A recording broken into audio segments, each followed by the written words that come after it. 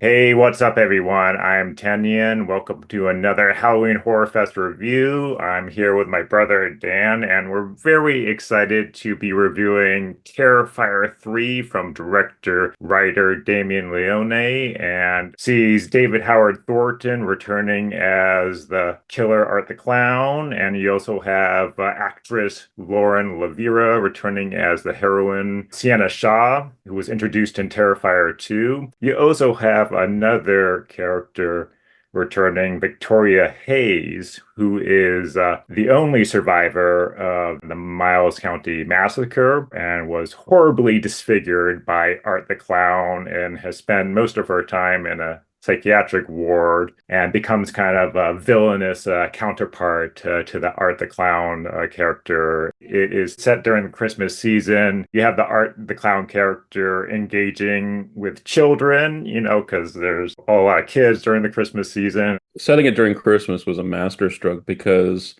it causes this tremendous kind of like emotional psychic confusion in the spectator. On the one hand, the iconography of Christmas and the color palette of Christmas, it's associated with feeling good and with nostalgia. And on the other hand, of course, what's happening in the movie is horrific and terrible and violent. Leone kind of nails and foregrounds how the color palette of Christmas and the ethos of Christmas is a potential playground for horror. I also think this film is a great balance between the atmosphere of the first film versus the atmosphere of the second film. The dark fantasy element is still there. The kind of more ethereal atmosphere of the second film is still there, but it definitely feels grittier and grimier and more in keeping with the slasher ethos. Yeah, I totally agree. I really like the holiday ambiance and that jarring, discordant play between, the warm holiday feeling and cheerfulness and the horror that's about to unfold. And also, I think it's perfectly too in keeping with the Art the Clown character because Mm, like Christmas, mimes and clowns, they're children's characters, We associate them really first with children more than horror until, we have kind of horror versions of these clown killer characters. But Art the mm. Clown is, very childlike himself in his manner and how he goes about killing people. Absolutely. And I would add, I think this is the funniest of the three films. There are moments where I actually giggle out loud because of Art and what he's doing. Yeah, Probably the best and most high profile splatter series that we have nowadays. it is beautiful. Each shot is just striking and immersive, has that dirty, grimy feel to it. And I love that. I thought that this film probably features and gives Art the Clown more screen time than any of the other films. Like you spent a lot of time Mm, mm. with him, and I think David Howard Thornton is so good at playing off those extreme emotions and gestures. But yeah, you see a lot more Art the Clown than in any of the other films, and I think that took away from some of the suspense factor. But as you were Mm. saying, it brings in a more kind of comedic, dark humor to it. But to get back to the characters themselves, I was a bit touch and go with the Sienna Shaw character in Terrifier 2. Like I thought she brought a lot of like heart to that Mm, film, mm, but I wasn't mm. completely entirely sold with her character. Now with Terrifier 3, she feels like a rounded character, and Mm, I totally buy into her now. Like mm. she was awesome. And felt like grounded and really a character I could latch on to. Uh, Mm.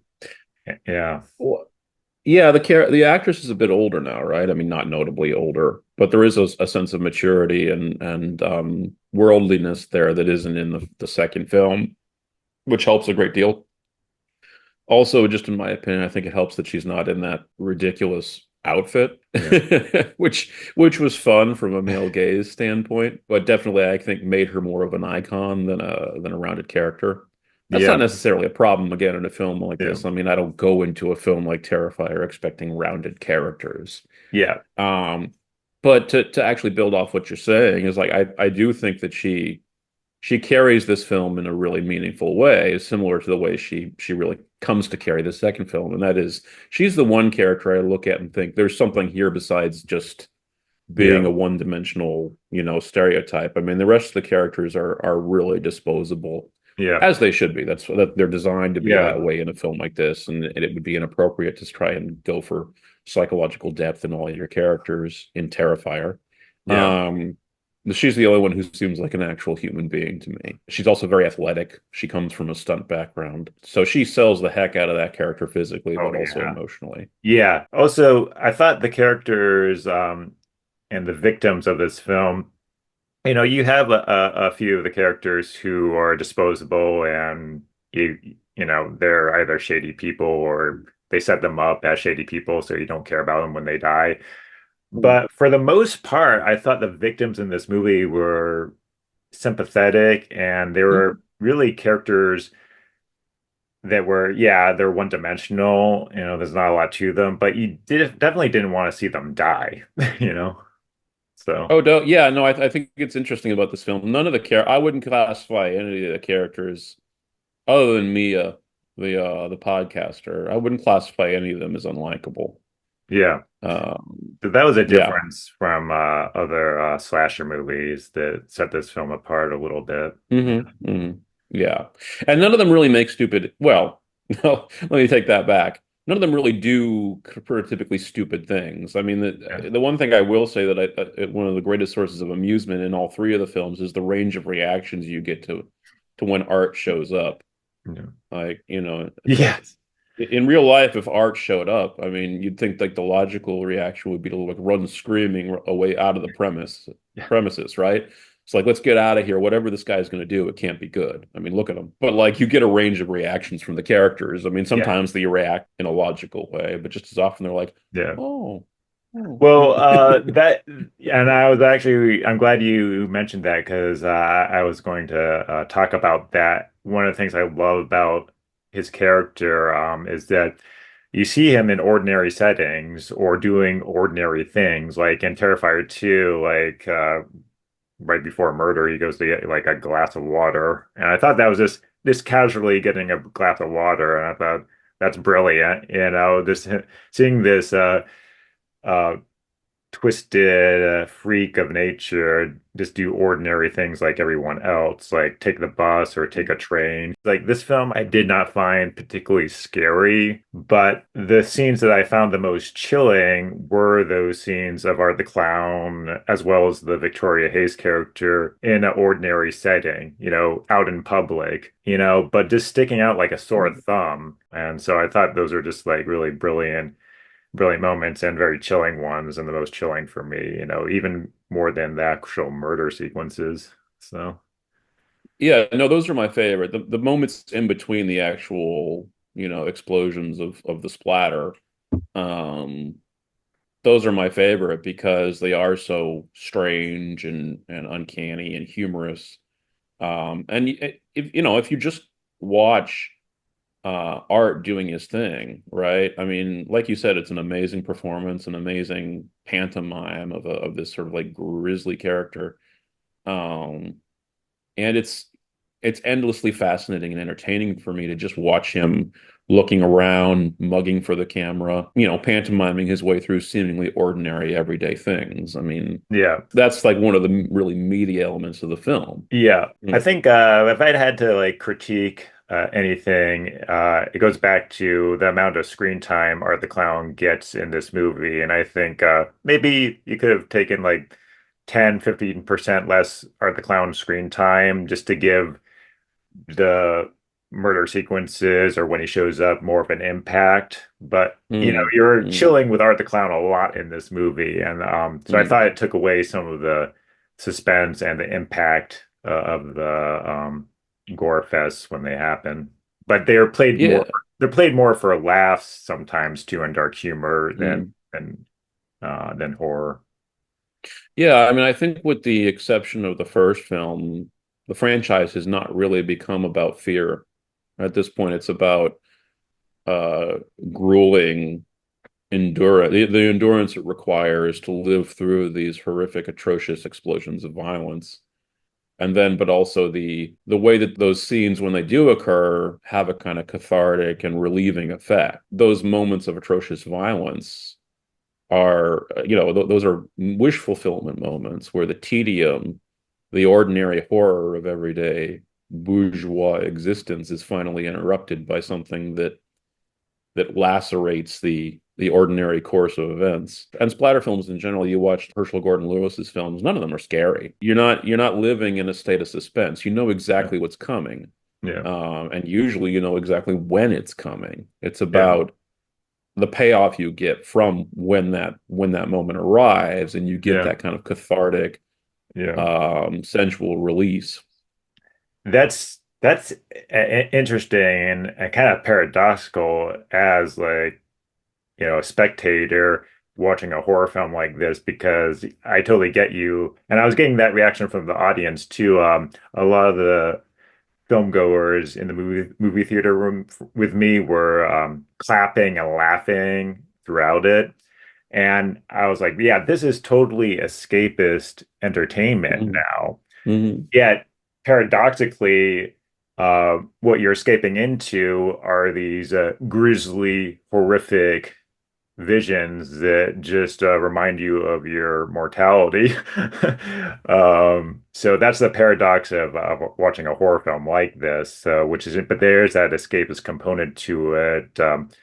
I would also connect that to like the dark fantasy aspect of this film too, because it works on that register. And also, I think goes back to what I was saying about Art the Clown as this childlike figure, or this children's Mhm. character. I think Art the Clown is a character that, in a twisted way, reconnects us with our inner child. Mhm. Absolutely. That desire, to create chaos or some kind of like creativity or reality beyond the ordinary. And I think also the Sienna Shaw character is another figure, where her character arc is all about kind of reconnecting with her inner child in a way.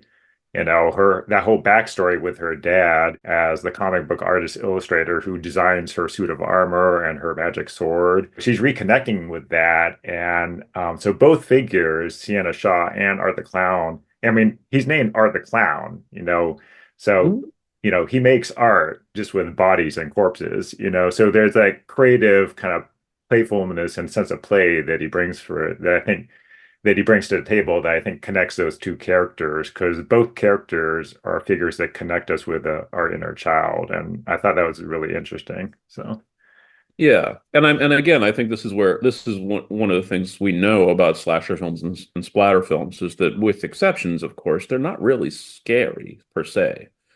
They don't really live in the realms of suspense and fear. I think that the path-breaking slasher films like Halloween and Texas Chainsaw Massacre, Black Christmas, those are scary films. Um, but then as the slasher cycle develops and matures, it becomes more about the kind of cyclical repetition of violence, catharsis, but also then the tedium of an increasingly obviously specious ordinary reality. Right. I mean, I think one of the things that's most fascinating about slasher films is the way that they deflate our sense of easy comfort in our ordinary workaday events. In the moral and philosophical universe of the slasher film and in splatter films, especially, the expectation of safety and security is completely vapid and groundless. Characters who have any kind of expectation of safety and security are always the first ones to go. you become a little numb and apathetic to the kills. Have less of an they increasingly have less of a return and impact the more and more you get of them. So I think, you know, Mm, mm, a film like this is about excess, but I think you don't need to water it down, but you could dial it back a little bit just to make sure, just to when those big explosions of violence happen, and you go for it, boom, it has a real impact. And I'm not saying that mm. some of the sequences in Terrifier 3 are pretty intense and pretty awesome and grisly and have a wow factor and are great. But I think they could have dialed it back. There are a lot of them. There are There's a lot of them, a though. lot of them. So I think you could have taken. had maybe one or two less murders, and then the ones that you Mm. kept would have been more impactful. I will say I didn't really feel time passing watching this one. I just had a blast. Yeah, But I think that one of the reasons you're having the reaction that you're having is that, yeah, I mean, do films like this need to be 2.5 hours, right? And do we get anything in this film that requires that kind of time? It's an open question. I mean, like I said, I really enjoyed the film, but it doesn't need to be that long. Is the yeah, impact going to be the same at a certain point? yeah, Overall, though, I'd say thumbs up, 4 stars. I yeah. don't think you can't do, if you're a gore hound and you love horror films, I don't think you can do any better than this film, especially right now. Definitely gets a recommendation from us both. Check it out, particularly if you're into the slasher genre or you're already a fan of Nard the Clown Mhm. character. But we'll be back with our spoiler discussion of the movie. And until then, please like and subscribe and look forward to more horror content this Halloween season from us. We'll see you next time here.